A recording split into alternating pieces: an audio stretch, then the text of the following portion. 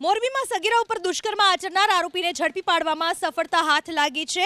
આ એ શખ્સ છે કે જેણે સગીરાને દુષ્કર્મનો શિકાર બનાવી હતી। સાહિલ કટિયા નામના 20 વર્ષીય યુવકે 16 વર્ષીય સગીરાને પ્રેમ જાળમાં ફસાવી લગ્નની લાલચ આપી અનેક વખત સગીરા સાથે દુષ્કર્મ આચર્યું।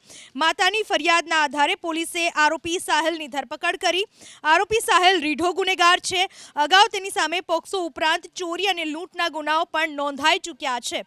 આરોપીને ઝડપી લેવામાં સફળતા હાથ લાગી છે। 20 વર્ષીય આ યુવક છે સાહિલ કટિયા, જેણે 16 વર્ષીય સગીરાને લગ્નની લાલચ આપીને દુષ્કર્મ આચર્યું હતું।